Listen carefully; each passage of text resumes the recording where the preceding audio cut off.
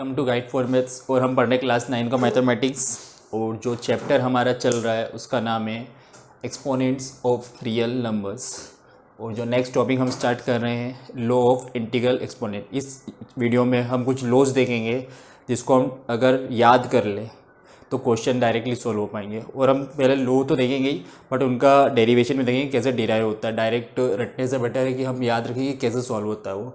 तो पहला लॉ है, लाइक दिया हुआ है 2 क्यूब मल्टीप्लाइड बाई 2 स्क्वायर। इसको अगर हम एक्सपांड करें तो ये होता है 2 मल्टीप्लाइड बाई 2 मल्टीप्लाइड बाई 2। कितनी टाइम्स हो जाएगा?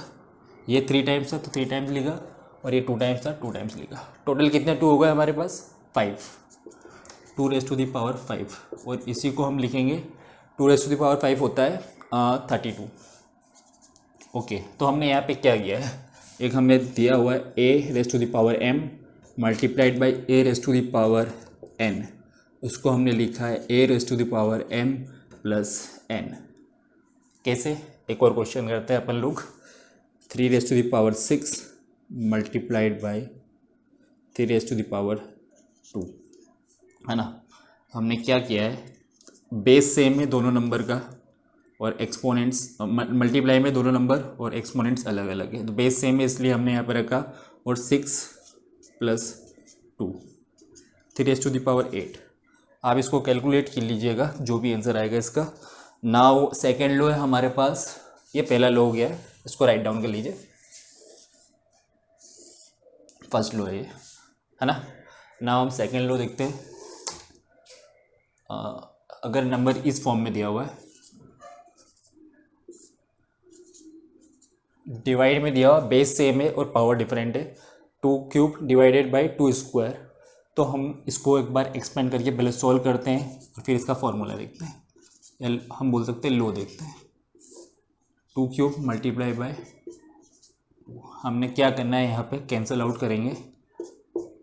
तो हमने देखा एक ही 2 बचा हुआ है, तो ये इसका आंसर आ गया 2 रेज़ टू द पावर 1 जो कि 2 होता है। तो यहाँ पे क्या होगा, a raise to the power m और a raise to the power n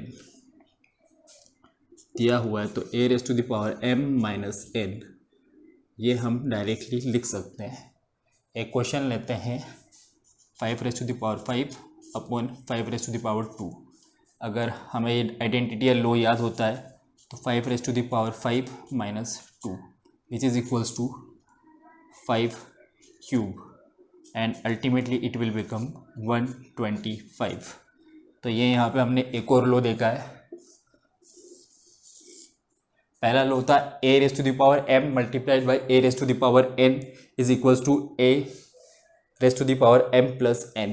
और सेकेंड वाला है a raise to the power m divided by a raise to the power n which is equals to a raise to the power m minus n, है ना। और मैं यहाँ पे power और एक्सपोनेंट को इंटरचेंजेबली यूज़ कर रहा हूँ, तो आप कंफ्यूज मत होइए, दोनों एक ही चीज़ होती है।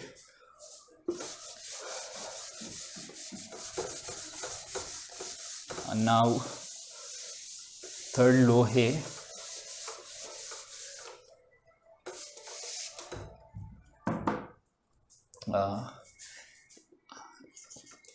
अगर नंबर दिया हुआ है आपको 2 का क्यूब का स्क्वायर, अगर इसको हम सॉल्व करते हैं तो क्या आता है, okay 2 multiplied by 2 multiplied by 2 का स्क्वायर। हम अंदर वाले को पहले सॉल्व करते हैं, ये 8 आ गया और 8 का स्क्वायर। नाउ इसको भी 2 टाइम्स हम एक्सपांड करेंगे, ये आ गया 64। ओके, तो यहाँ पे हमने क्या देखा है, मैं बताता हूँ क्या देखा। a raise to the power m power n is equals to a raise to the power m n। इसी को अगर हम कुछ नहीं करना, इन दोनों नंबर को मल्टीप्लाई करना होता है। 2 raise to the power 3 multiplied by 2 6, और 2 रेज़ टू द पावर 6 होता है 64। वैसे ही यहाँ पे a raise to the power m और पूरे की पावर n है, तो उसको हम लिख सकते हैं a raise to the power m multiplied by n, और इसी को ऐसा भी लिख सकते हैं। ये आइडेंटिटी हमने देखी थर्ड वाली। एक एग्जांपल और करते हैं इस पे हम लोग। यहाँ पे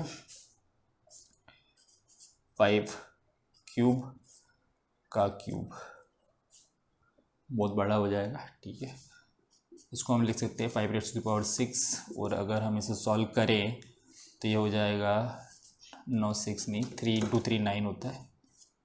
5 रेज़ टू द पावर जो भी आएगा आप उसे सॉल्व कर लीजिएगा, वो इसका आंसर आएगा, है ना। एक और क्वेश्चन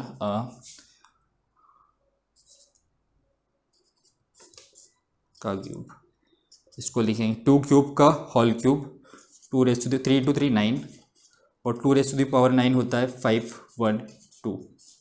ओके, ये थर्ड आइडेंटिटी है। पहली आइडेंटिटी क्या थी, A M multiplied by A N is equals to A M plus N.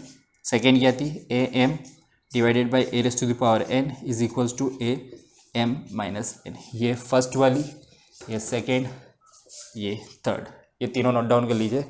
और इसके बाद फोर्थ आइडेंटिटी है हमारे पास,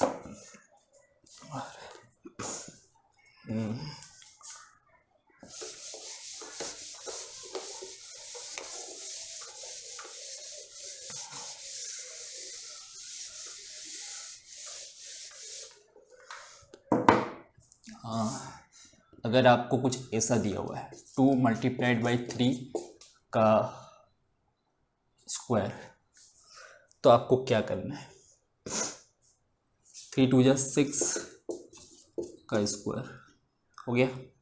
ये तो कर ही सकते हैं, और एक और चीज़ कर सकते हैं, 2 का स्क्वायर मल्टीप्लाइड बाई 3 का स्क्वायर। 6 का स्क्वायर क्या होता है, 36 होता है। ओके, 2 का स्क्वायर 4 और 9, 3 का स्क्वायर 9 विच इज़ ऑल्सो 36।